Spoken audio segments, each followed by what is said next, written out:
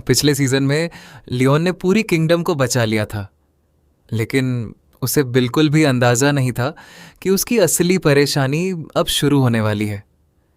एक ऐसी परेशानी जो किसी मॉन्स्टर या दुश्मन राज्य से नहीं, बल्कि प्यार नाम की चीज़ से जुड़ी हुई है। और इसी वजह से पूरी दुनिया एक बार फिर बदलने वाली है। नमस्कार दोस्तों, स्वागत है आपका हमारे चैनल पर। आज हम trapped in a dating SIM season 2 episode 1 को हिंदी में समझने वाले हैं। एपिसोड की शुरुआत ठीक वहीं से होती है जहां पहला सीजन खत्म हुआ था। लियोन अपने कमरे में बैठा अपनी पुरानी जिंदगी के बारे में सोच रहा होता है। उसे याद आता है कि पृथ्वी पर रहते हुए उसने इस ऑटो में गेम को कितनी नफरत के साथ पूरा किया था। क्योंकि इस गेम में चाहे कोई भी मुश्किल हो, मॉन्स्टर हो या बड़ी लड़ाई, आखिर में सब कुछ प्यार की ताकत से ही जीत लिया जाता था।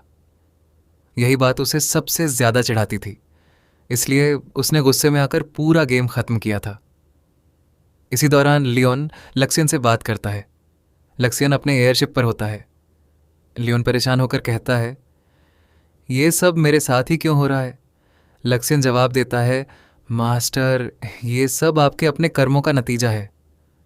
लियोन कहता है, फिर भी मैंने प्रिंसिपैलिटी के साथ होने वाली लड़ाई रोक दी, और अब तो ये दुनिया उस गेम की कहानी जैसी भी नहीं रही जिसे मैंने खेला था। तभी लक्सियन उसे बताता है कि अब उसका प्रमोशन हो चुका है। लेकिन ये सुनकर लियोन खुश होने की बजाय गुस्सा हो जाता है, क्योंकि अब उसके ऊपर पहले से भी ज़्यादा जिम्मेदारियां आने वाली थीं। इसके बाद लियोन प्रिंसिपैलिटी की राजकुमारी हर्ट्रूड को किंगडम के हवाले कर देता है, ताकि आगे का फैसला वही लोग करें। लेकिन लक्सियन को लगता है कि ये फैसला भविष्य में परेशानी खड़ी कर सकता है। अगर लियोन ने प्रिंसिपैलिटी के सामने अपनी पूरी ताकत नहीं दिखाई होती तो शायद हालात इतने खराब नहीं होते। मजाक में लक्सियन कहता है, क्यों ना हम इंसानों की इस दुनिया को ही खत्म कर दें, मास्टर। लेकिन लियोन तुरंत मना कर देता है। कुछ समय बाद लियोन अपने घर पहुंचता है। उसके पिता उसे बताते हैं कि अब वह रैंक 4 विस्काउंट बन चुका है। वहीं उसका बड़ा भाई हमेशा की तरह उसका मजाक उड़ाता है। इसी बीच मंदिर की तरफ से कुछ लोग उसके घर पहुंचते हैं। वे उस होली नेकलेस को वापस मांगते हैं जो लियोन को प्रिंसिपैलिटी के साथ हुई लड़ाई के दौरान मिला था। लियोन उनसे कहता है, जब ये नेकलेस समुद्री लुटेरों के पास था, तब तुम लोगों ने उनसे लड़कर इसे वापस क्यों नहीं लिया? कानून के अनुसार युद्ध में जीता हुआ खजाना विजेता का होता है, लेकिन मंदिर का उसके इलाके पर काफी प्रभाव होने की वजह से आखिरकार लियोन व नेकलेस उन्हें वापस दे देता है। जाते जाते मंदिर की एक लड़की उसे बताती है कि मैरी ही नई सेंट चुनी गई है, इसलिए यह नेकलेस उसी को सौंपा जाएगा। ये सुनते ही लियोन जोर से चिल्लाता है, अरे, मैं तो मैरी के बारे में पूरी तरह भूल ही गया था। अब कहानी का फोकस मैरी पर चला जाता है। मैरी अपने कमरे में खुशी से कहती है, आखिरकार मैं सफल हो गई। मैंने असली प्रोटैगोनिस्ट की जगह लेकर खुद सेंट का दर्जा हासिल कर लिया।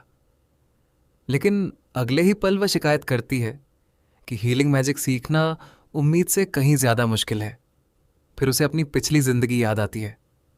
वह सोचती है कि पृथ्वी पर उसने एक बेहद खराब इंसान के साथ अपनी जिंदगी बिताई थी और बहुत दुख झेले थे। लेकिन अब वह ठान चुकी थी कि इस दुनिया में उसे पैसा, आराम और खुशी से कोई नहीं रोक सकता। तभी उसके पीछे हमेशा घूमने वाले 5 राजकुमार पहुंच जाते हैं।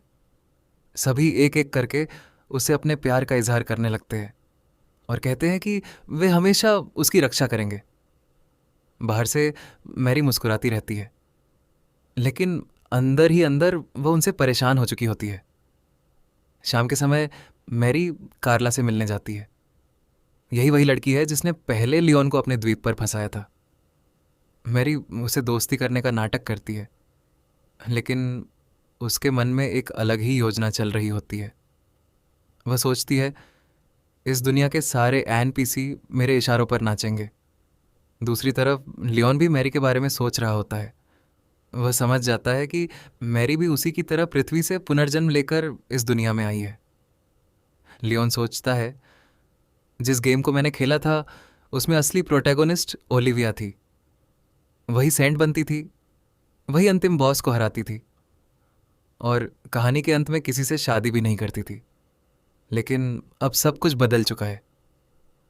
अपने कमरे में लौटते समय उसे ढेर सारे प्रेम पत्र मिलते हैं, लेकिन वह बिना पढ़े ही उन्हें जला देता है, क्योंकि उसे ऐसी लड़कियां बिल्कुल पसंद नहीं जो उससे नहीं, बल्कि उसके पैसे और रुतबे से प्यार करे।